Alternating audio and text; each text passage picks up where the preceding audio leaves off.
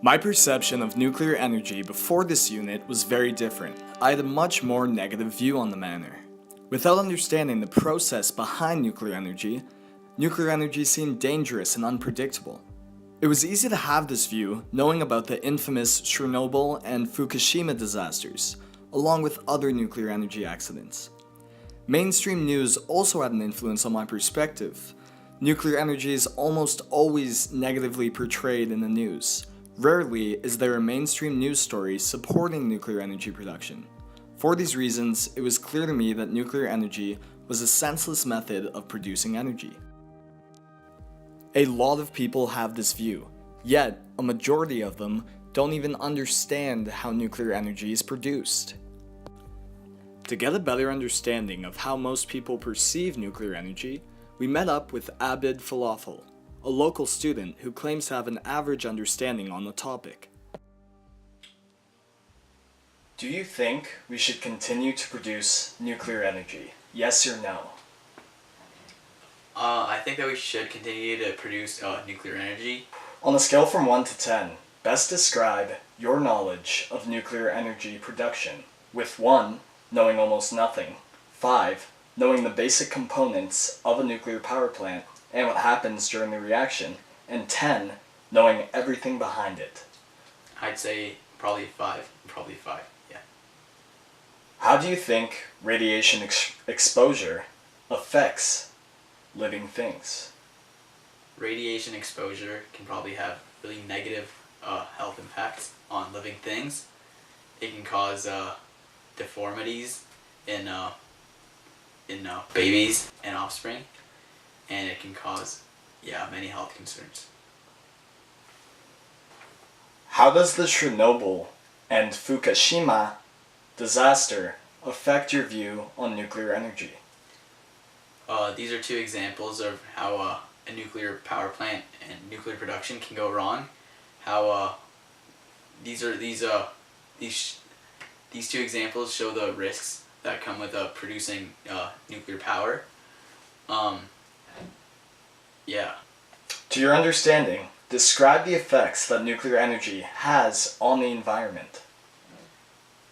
Nuclear energy can have a very negative effect on the environment because after the whole energy production process is done, the nuclear waste, and when it's disposed of, it's really hard to dispose of it in a safe way, and if it's not disposed of in a safe and orderly manner, it can affect the environment wherever it's disposed, and it can affect animals, humans, and wildlife.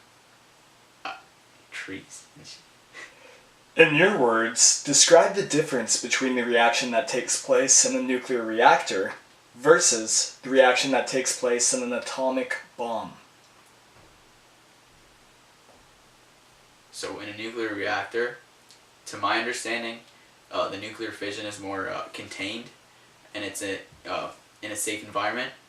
It's done to create all this energy, so it can be harnessed by either turbines or other forms of harnessing devices. And in a nuclear bomb, it's used to produce as much power and energy as possible to detonate the bomb.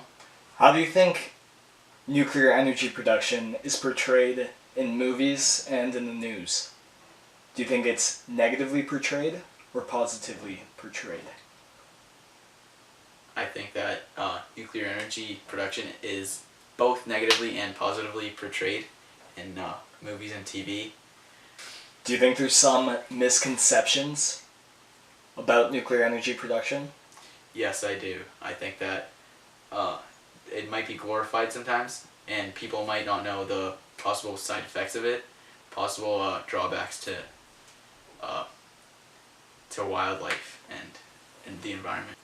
Now, when you see a nuclear power plant, you see those large chimneys. Do you know what's coming out of those chimneys? No, I do not.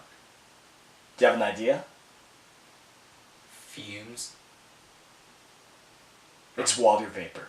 Pure water vapor. Okay? Well, Physics. I'm sorry.